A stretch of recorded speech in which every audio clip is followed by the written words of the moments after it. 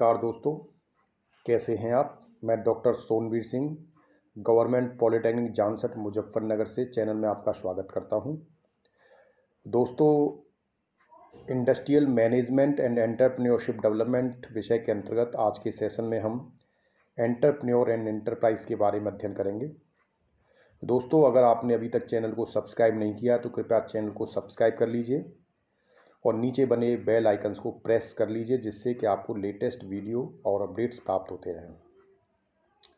दोस्तों, इससे पहले 2 सेशन में हमने ये अध्ययन किया था कि why we have to study industrial management and entrepreneurship development. किसी भी छात्र को, चाहे वो प्रथम वर्ष का हो, द्वितीय वर्ष का हो, तृतीय वर्ष का हो, या वो किसी भी प्रोफेशनल कोर्स का हो, चाहे वो बीटेक हो, डिप्लोमा हो, एमबीए हो, कोई भी प्रोफेशनल कोर्स हो, उनको industrial management and entrepreneurship development सब विषय का अध्ययन क्यों करना चाहिए। पहले सेशन में हमने ये अध्ययन किया था। जो भी दोस्त चैनल से नए जुड़े हों, उन्होंने लेक्चर 1 और लेक्चर 2 को नहीं देखा, उनसे निवेदन है पहले वो लेक्चर को एक बार पूरा देख लें, जिससे आपको इस विषय की उपयोगिता का पता लगे और उसके अनुसार आप इसमें और अच्छे से कॉन्सेंट्रेट कर पाएँ। दूसरे सेशन में हमने introduction to concept of entrepreneurship का अध्ययन किया था कि एंटरप्रेन्योरशिप बेसिकली क्या होता है, क्या उसकी डेफिनेशन होती है और उसका क्या कॉन्सेप्ट है। ये सारा हमने लेक्चर 2 में अध्ययन किया था। आज लेक्चर 3 में, आज के सेशन में हम एंटरप्रेन्योर एंड एंटरप्राइज का अध्ययन करेंगे। तो दोस्तों, अगर हम एंटरप्राइज की बात करें कि क्या एंटरप्राइज है, वैसे this word you all of you are aware with this word. ये जनरली ये वर्ड आपने ऑलरेडी सुना होगा, enterprise. Enterprise another word for profit business or company, but it is most often associated with entrepreneurial venture। यानी कि generally जो enterprise है, जो वर्ड है, वो फॉर प्रॉफिट बिजनेस के लिए या कंपनी के लिए इस्तेमाल किया था। हमेशा कोई भी बिजनेस है या कोई कंपनी है, वो किसी न किसी प्रॉफिट के लिए ही बिल्डअप की जाती है, इस्टाब्लिश की जाती है। यानी कि कोई भी हम बिजनेस कर रहे हैं या कोई भी हम काम कर रहे हैं किसी कंपनी के माध्यम से, किसी लिमिटेड कंपनी के माध्यम से, कोई व्यापार आप अगर कर रहे हैं तो वो प्रॉफिट के लिए कर रहे हैं। ऑब्वियस सी बात है कि you want some profitable business, but it is most often associated with entrepreneurial venture. लेकिन ये हम केवल ये नहीं कहते कि ये केवल एक कंपनी है, इसके साथ साथ ये एक एसोसिएटेड है एंटरप्रेन्योरियल वेंचर के लिए। People who have entrepreneurial success are often refer to as enterprising. यानी एक ऐसा व्यक्ति जो एंटरप्रेन्योरल सक्सेस, जिसे एक उद्यमी होने की उद्यमिता के क्षेत्र में सफलता मिल जाती है, वो एक तरह से enterprising refer to as a enterprising, वो एक एंटरप्राइज को डेवलप करता है। जनरली अगर कोई भी व्यक्ति जो बिजनेसमैन है और अपने फील्ड में सफल हो पाया है, उसने कोई ना कोई एंटरप्राइज, कोई ना कोई कंपनी जरूर खड़ी की है, तभी उसे सफलता मिली है। तो एंटरप्रेन्योरियल सक्सेस जब ही होगी जब हम एंटरप्रेन्योर और एंटरप्रेन्योरियल वेंचर को या एंटरप्राइज को एंटरप्रेन्योर से सेपरेट नहीं कर सकते। Both are associated with each other, दोनों एक दूसरे से जुड़े हुए हैं। We can not separate them, हम उनको अलग नहीं कर सकते। अगर कहीं किसी भी एंटरप्राइज में, किसी भी इंडस्ट्री में अगर कोई भी एंटरप्रेन्योर, कोई उद्यमी सफल उद्यमी है, तो ऑब्वियस है वो एंटरप्राइज उतनी ज़्यादा तरक्की करेगी, उतनी प्रोग्रेस करेगी, उतनी सक्सेस होगी। तो दोनों को हम सेपरेट नहीं कर सकते। एंटरप्राइज और एंटरप्रेन्योर दोनों एक दूसरे से एसोसिएटेड हैं, और एंटरप्रेन्योरियल सक्सेस अगर है तो ऑब्वियस है कि एंटरप्राइज भी बहुत आगे डेवलप करेगा। तो किसी भी एंटरप्राइज के लिए अगर आपको कोई भी एंटरप्राइज तैयार करना है, तो एंटरप्राइज की अगर बात करें तो it is a synonym word for business. यानी बिजनेस का ही एक सिनोनिम वर्ड है। अगर मैं बिजनेस कह रहा हूं तो you can call business as a enterprise. एक एंटरप्राइज जो एक सिनोनिम वर्ड है। तो जब हमें कोई भी बिजनेस तैयार करना है, बिल्डअप करना है, क्योंकि हमें ये पता लग गया कि हमें अपने लाइफ में कुछ नया करना है और कुछ खास करना है और हमें एक बिजनेस खड़ा करना है, हमें जॉब नहीं करनी, हमें एक बिजनेसमैन बनना है, तो उसके लिए हमें क्या क्या जरूरत होगी, कैसे हम एक बिजनेस खड़ा कर सकते हैं, क्या क्या चैलेंजेस उसके रास्ते में आएंगे, वो सारी चीज़ें हम इसमें डिस्कस करेंगे। तो सबसे पहले किसी भी बिजनेस को खड़ा करने के लिए सबसे पहले जो जरूरत होती है, एंटरप्रेन्योर की जरूरत होती है। एंटरप्रेन्योरशिप और एंटरप्रेन्योर। जब तक कोई व्यक्ति एक उद्यमी एक इंडस्ट्रियलिस्ट की सोच वाला नहीं होगा, एक इनोवेटिव नहीं होगा, क्रिएटिव नहीं होगा, इन्वेंशन करने वाला नहीं होगा, तब तक एक एंटरप्रेन्योर या एंटरप्रेन्योरशिप की हम मूल भावना जो है उसको हम सफल नहीं कर सकते। तो सबसे पहले एक एंटरप्रेन्योर होना चाहिए, यानी आपके माइंड में आपकी एक सोच ऐसी होनी चाहिए कि मुझे एक बिजनेसमैन बनना है। एक ऐसा व्यक्ति होगा जब भी आगे फर्दर जो है वो एक एंटरप्राइज और एक बिजनेस बिल्डअप हो पाएगा। तो सबसे पहला जो है वो एंटरप्रेन्योर है, एक उद्यमी होना चाहिए। यानी आप उद्यमी का मतलब जनरली हम ये कहते हैं कि उद्यमी जो है वो है जो इंडस्ट्री रन कर रहा है। लेकिन आप सोचिए, हर व्यक्ति इंडस्ट्री रन कर तुरंत से तो नहीं कर देता, वो उसको बिल्डअप करता है। It will take some time to develop a business. लेकिन उससे पहले उस व्यक्ति की जो सोच होती है, आपकी थॉट प्रोसेस कैसी है, वो एक उद्यमी जैसी है। तो आपने उद्यम खड़ा तो नहीं किया, but you are the your personality is just like a entrepreneur. आपकी पर्सनैलिटी उस तरह की है कि आप एक उद्यमी हैं। तो हमें किसी भी बिजनेस को स्टार्ट करने के लिए पहले अपनी पर्सनैलिटी को इतना बिल्डअप करना पड़ता है, और हमें ये देखना होता है कि क्या हमारे अंदर उस तरह की कैपेबिलिटी है। अगर नहीं है तो हमें उसे डेवलप करना होता है। जैसा हमने बताया था कि आज के थ्योरी में, आज का जो कॉन्सेप्ट है उसमें पहले कॉन्सेप्ट में ये कहा जाता था कि entrepreneur can not be made, they are by birth. यानी एंटरप्रेन्योर जो उद्यमी हैं उनको हम तैयार नहीं कर सकते, उनको हम बना नहीं सकते, वो जन्म से होते हैं। लेकिन आजकल जितनी स्टडी और एंटरप्रेन्योर अवेयरनेस कैंप और इतने प्रोजेक्ट्स पे काम हो रहा है, और उससे ये चीज़ प्रूव हो गई है कि हम उद्यमी तैयार कर सकते हैं। Entrepreneur can be created. तो हमें उस सोच को लाना होगा, उस सोच को अपने अंदर इनकलकेट करना होगा। तो उसके लिए सबसे पहले एंटरप्रेन्योर का होना जरूरी है। जब आपने एंटरप्रेन्योर कर लिया तो अब आप उस एंटरप्रेन्योर को एक एंटरप्राइज में कन्वर्ट करेंगे। तो कोई भी एंटरप्राइज बनाने के लिए आपको क्या चाहिए? एक लैंड चाहिए, एक ज़मीन चाहिए जिस पर आप अपनी एक इंडस्ट्री खड़ी करेंगे। तो एंटरप्रेन्योर को सबसे पहले एक लैंड चाहिए, और लैंड के लिए उसको एंटरप्राइज बनाने के लिए तीन चीज़ों की बेसिकली जरूरत है: लैंड, वर्कर, फंड और कैपिटल। ये तीन चीज़ अगर किसी भी एंटरप्रेन्योर के पास हैं तो that well can be converted into the enterprise. अगर आपको एक एंटरप्राइज बनाना है, एक इंडस्ट्री बनानी है, एक बिजनेस करना है, तो आपके पास एंटरप्राइज को बनाने के लिए लैंड, और इस लैंड के लिए फंड और कैपिटल। लैंड अगर मान लो आपके पास है, अगर नहीं है लैंड तो फंड और कैपिटल से आप लैंड भी ले सकते हैं। देन आप वर्कर हायर करेंगे।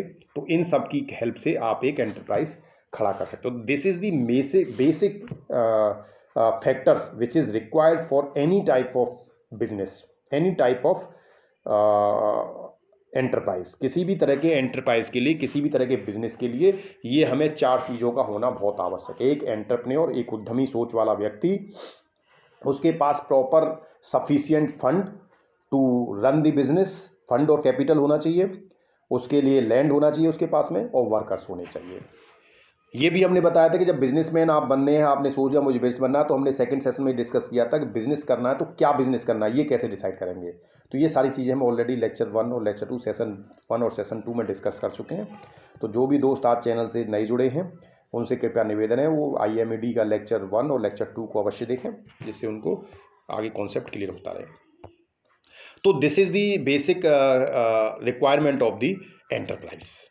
नाउ जनरली आपने देखा होगा कि डेफिनेशन अबाउट एंटरप्रेन्योरशिप, कि हम जब एंटरप्रेन्योरशिप की डेफिनेशन की बात करते हैं, according to Schumpeter an entrepreneur is a person who is willing and able to convert a new idea or invention into a successful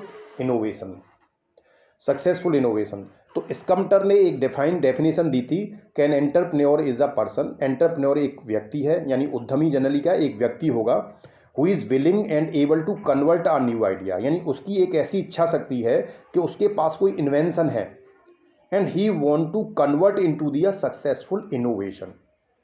अब सबसे पहले क्वेश्चन ये आता है कि what is the difference between the invention और innovation. Generally ज़्यादातर छात्र जो है इसमें कंफ्यूज होते हैं, what is the difference between the invention और इनोवेशन। तो सबसे पहले ये कैसे इन्वेंशन क्रिएट होगा? तो सबसे पहले there is a fresh new idea. सबसे पहले आपके दिमाग में कोई एक नया आइडिया आया कि मुझे ये वर्क करना है, आपने मार्केट में देखा और आपके माइंड में एक आइडिया आ गया, yes I have to do this type of work, इसकी डिमांड ज़्यादा है। जैसे अभी कोविड-19 का दौर चल रहा है, कोरोना महामारी से पूरा विश्व ग्रसित है, तो इस समय भी जो एक स्मार्ट बिजनेसमैन हैं, उन्होंने ये चीज़ आइडिया आया कि क्यों ना हम इस कोविड-19 से रिलेटेड प्रोडक्ट्स तैयार करें जिनको कि आज कंज्यूमर या पूरे विश्व में सबसे ज़्यादा लोग यूज़ कर रहे हैं। और वो क्या आइडिया था? सैनिटाइज़र के अलावा मास्क और इसके अलावा पीपीई किट। तो ये डिफरेंट प्रोडक्ट्स हैं जो आजकल मोस्टली यूज़र यूज़ कर रहे हैं from the safety of the कोविड-19। तो अब जब आपके माइंड में एक नया आइडिया आ जाता है तो फिर क्या करते हैं? अब माइंड में आइडिया आने से तो प्रोडक्ट तैयार नहीं हो जाता। Then you have to process of invention. अब आपने देखा कि मुझे मास्क बनाना है, अब मास्क बनेगा कैसे? What is the procedure to make a mask? एक मास्क आपको बनाना है, कितने लेयर का मास्क होना चाहिए, क्या उसके होल्स जो उसके अंदर हैं उसका साइज़ कितना होना चाहिए, क्योंकि जिस बीमारी से आप बचाव के लिए कर रहे हैं उसका साइज़ क्या है, उससे कम साइज़ का, छोटे साइज़ का आपका होल का साइज़ होना चाहिए। यानी जो आपका मास्क है, मास्क में जो होल्स हैं वो होल्स कितने नैनोमीटर के हैं, ये भी हमें ध्यान रखना पड़ेगा। अगर आपको पॉल्यूशन से बचाव कर रहे हैं तो क्या उसका साइज़ होगा होल का, अगर आप कोरोना से बच रहे हैं तो उसका क्या साइज़ होगा, कितनी लेयर्स में आप सेफ्टी कर पाएंगे। These different type of process which is required to take the decisions कि हमें कैसे मास्क तैयार करना, तो उससे हम बोलते हैं प्रोसेस ऑफ इन्वेंशन। उसमें इन्वेंशन में जनरली क्या होता है, that invention is activity restricted to the R&D center. यानी कि जब research and develop unit paper पे कोई एक प्रोजेक्ट और एक लेआउट, एक प्लान बना देती है कि ये चीज़ ऐसे तैयार होगी। जैसे रेसिपी, जैसे घर में आप खाना बनाते हैं, एक तो खाना आपने रेसिपी तैयार करी कि मुझे आज कोई एक नया व्यंजन बनाना है, उस व्यंजन की रेसिपी आपने एक पेपर पर नोट कर ली, तो क्या वो खाना बन गया? नहीं बना। You need to make the food according to your recipe. So that means उसको आपको अब उस R&D डिपार्टमेंट जो आपने रेसिपी पेपर पर लिखी है उससे आपको किचन में प्रैक्टिकली यूज में लाना है। तो वही कुछ इन्वेंशन और इनोवेशन में फ़र्क है। इन्वेंशन की जो एक्टिविटी है वो restricted to R&D center, research and develop unit तक सीमित रहती है। जब हमें एक्टिविटी जो R&D सेंटर में, जब इसको हम प्रोसेस ऑफ इनोवेशन में ले आते हैं, यानी कि जब उसके द्वारा हम प्रोडक्ट तैयार करने लग जाते हैं, तो उस इन्वेंशन जो आपने इन्वेंशन बनाई है, जो नया आइडिया आपके माइंड में आया, उसको आपने R&D के द्वारा उसको देखा कैसे बनेगा, देन आपने उसे बनाया। तो इन्वेंशन को एक तरह से साक्षात मूर्त रूप दे देना, एक तरह से उसको प्रोसेस को बना देना, प्रोसेस को कंप्लीट कर देना या प्रैक्टिकली उस काम को कर देना, दैट इज इनोवेशन। तो इन्वेंशन और इनोवेशन में जो अंतर हुआ कि invention is activity which is restricted to R&D department, but innovation is the activity and application spread across the organization. जो उस ऑर्गेनाइजेशन के अंदर वो एक्टिविटी और एप्लीकेशंस क्या स्प्रेड हो जाती है, उसके अंदर उस पर वो जो है काम होना स्टार्ट हो जाता है। JB से ने कहा था, the entrepreneur is a person who shifts economic resources out of the area of lower yields and into an area of higher and greater yield revenue. यानी कि JB से ने जो स्कम्टर ने कहा था, तो उन्होंने ये कहा था कि एंटरप्रेन्योर एक ऐसा पर्सन होता है जो इन्वेंशन को इनोवेशन में कन्वर्ट करता है। यानी उसके माइंड में आइडिया आया, उसके पास कोई रिसर्च एंड डेवलपमेंट का काम है और उसने उसे इनोवेशन में कन्वर्ट कर लिया। इसका एक बहुत अच्छा एग्जाम्पल हम देते हैं कि बहुत से लोग एकेडमिक्स में होते हैं और रिसर्च कर रहे होते हैं, और रिसर्च करते वक्त एक बहुत अच्छी नई इन्वेंशन वो कर देते हैं, कुछ नया बनाते हैं और एक कुछ नया आइडिया देते हैं और उसका एक पेपर पर पब्लिश कर देते हैं या कोई प्रोजेक्ट बनाते हैं, उसका एक पेटेंट ले लेते हैं। तो उस बंदे ने उसको बनाया, वो एक इन्वेंशन है।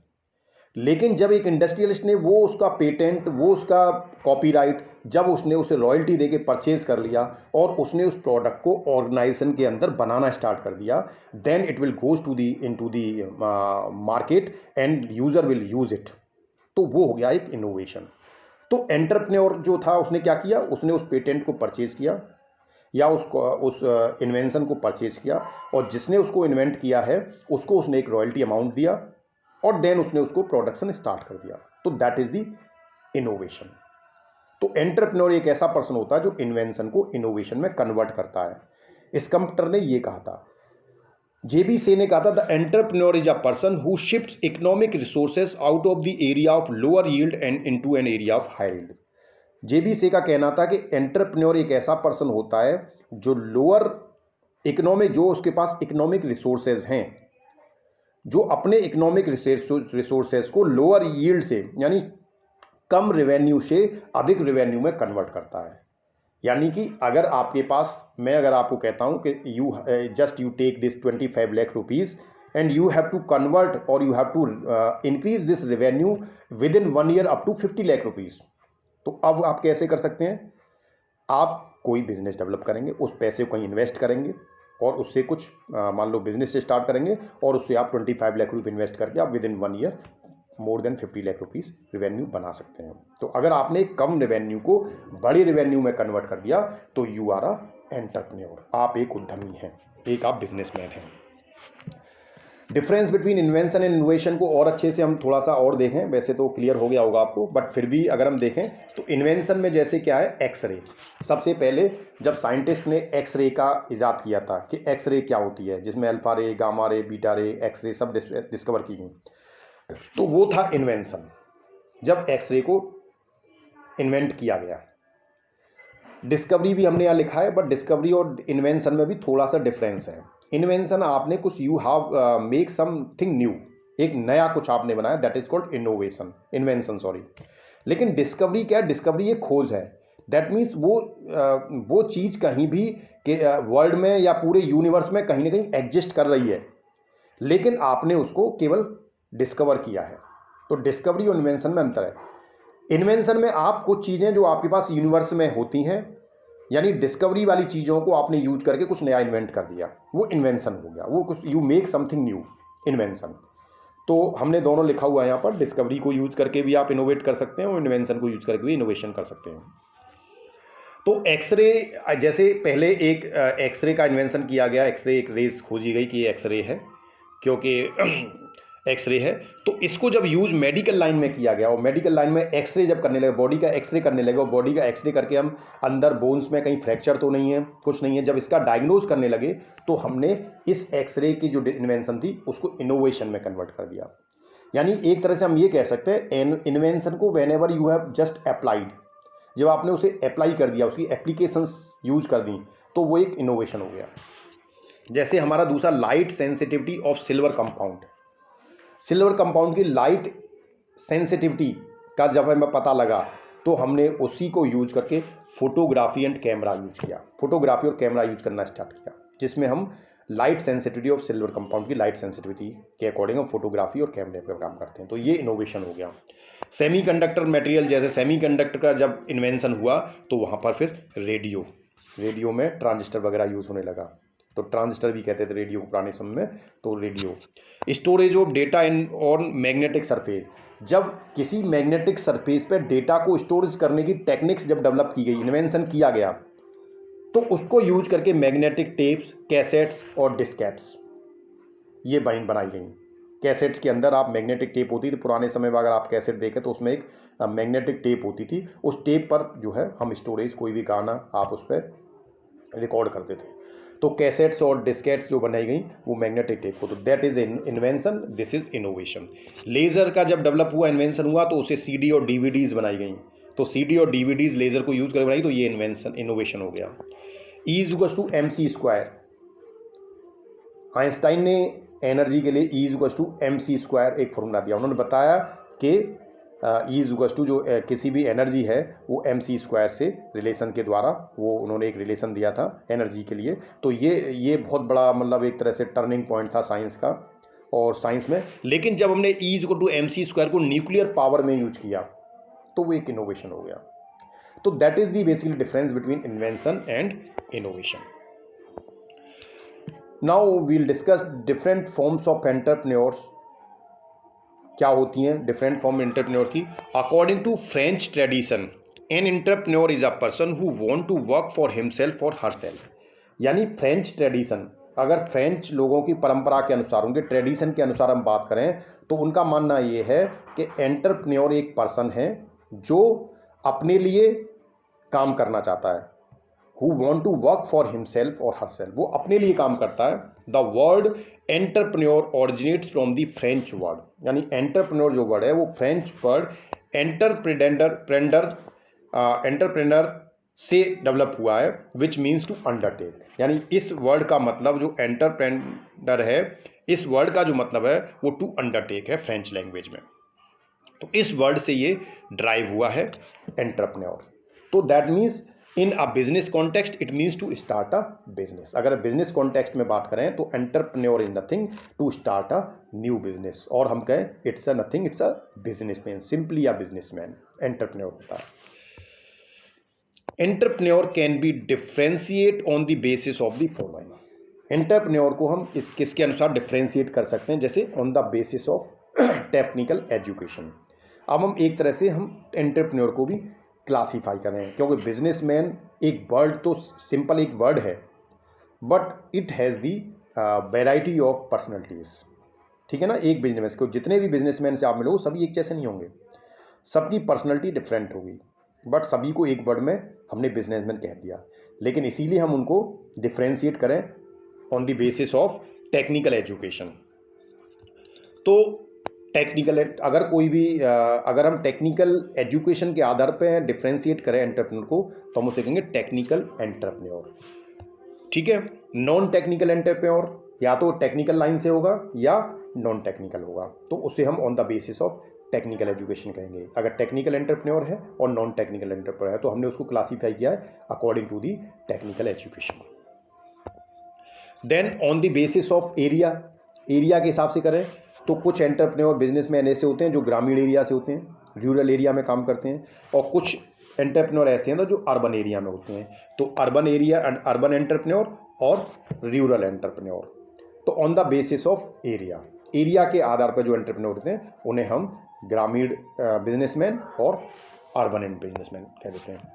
थर्ड जो होता है on the basis of industry, industry के आधार पर, यानी किस तरह की इंडस्ट्री वो चला रहे हैं उसके आधार पर भी हम एंटरप्रेन्योर को डिफ्रेंशिएट कर सकते हैं। जैसे इंडिविजुअल इंडस्ट्री एंटरप्रेन्योर, यानी कोई भी व्यक्ति इंडिविजुअली केवल अकेले एक इंडस्ट्री चला रहा है तो वो इंडिविजुअल इंडस्ट्री एंटरप्रेन्योर है ना। दूसरा क्या हो सकता है, partnership industry entrepreneur.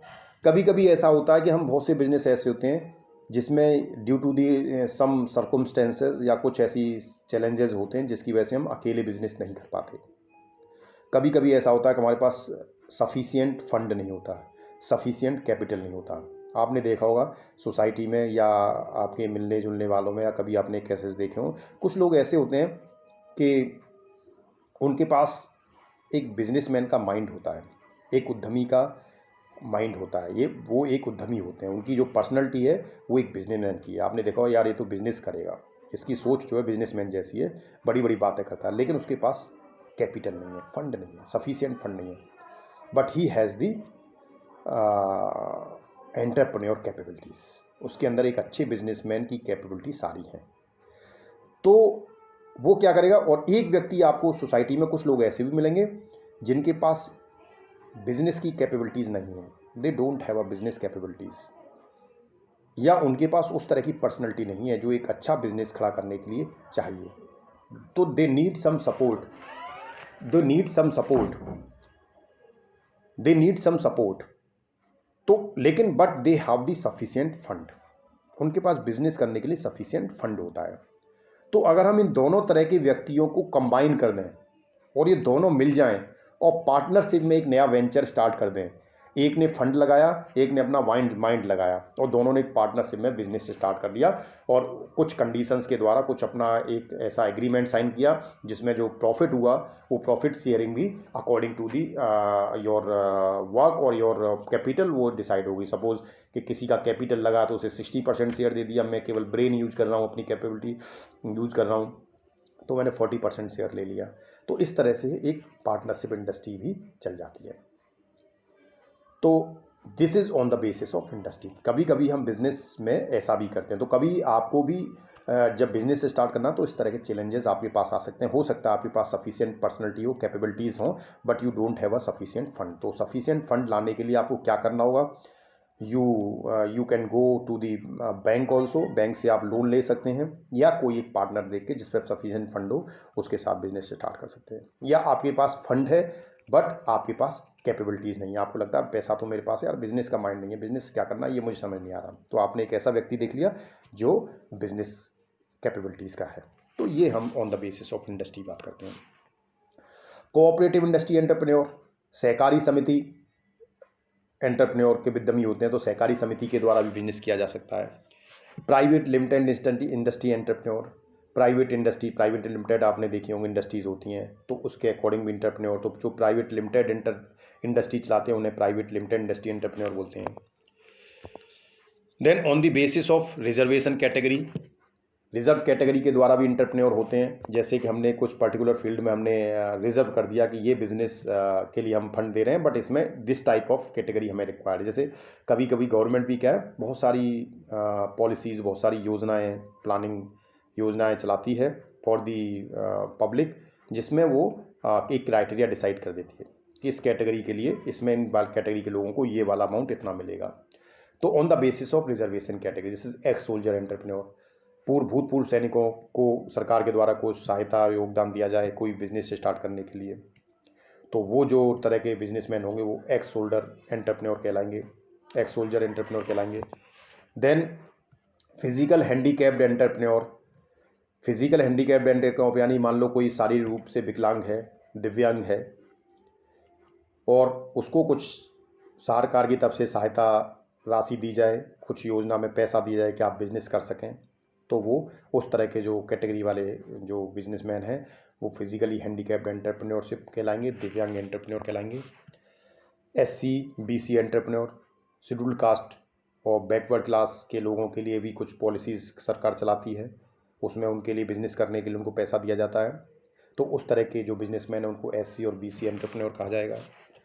Political sufferer entrepreneur, जो राजनीतिक रूप से जिन्हें जो पीड़ित हैं, राजनीतिक रूप से पीड़ित हैं, उनके लिए भी अगर सरकार कुछ मदद करती है तो वो पॉलिटिकल सफरर एंटरप्रेन्योर कहलाएंगे। तो these are the different entrepreneur on the basis of reservation category. Then on the basis of technical level, technical level के आधार पर भी हम एंटरप्रेन्योर बना सकते हैं। जैसे ग्रेजुएट एंटरप्रेन्योर, किसी के पास टेक्निकल की ग्रेजुएट डिग्री है, BTech डिग्री है, तो वो ग्रेजुएट एंटरप्रेन्योर कहलाएगा। देन डिप्लोमा होल्डर एंटरप्रेन्योर, किसी के पास डिप्लोमा है टेक्निकल में तो डिप्लोमा होल्डर कहलाएगा।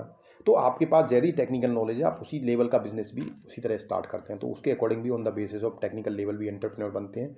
आप डिप्लोमा लेवल के स्टूडेंट हैं तो आप डिप्लोमा लेवल का जो प्रोडक्ट आपने सीखा उसके अकॉर्डिंग आप बिजनेस कर पाएंगे, और जो ग्रेजुएट लेवल के हैं वो ग्रेजुएट में पढ़ते हैं, उन्हें वहाँ से कुछ आइडियाज़ मिलेंगे। क्राफ्ट्समैन एंटरप्रेन्योर या शिल्पकार एंटरप्रेन्योर होते हैं, जो शिल्पकार, जो हस्तशिल्प या उस तरह की शिल्पकारी आर्ट का जो बिजनेस करते हैं वो शिल्पकार कहलाते हैं, उस तरह के भी एंटरप्रेन्योर होते हैं। So these are the different type of entrepreneur. So thanks for watching the video. दोस्तों, अगर आपने अभी तक चैनल को सब्सक्राइब नहीं किया तो कृपया चैनल को सब्सक्राइब कर लीजिए। धन्यवाद।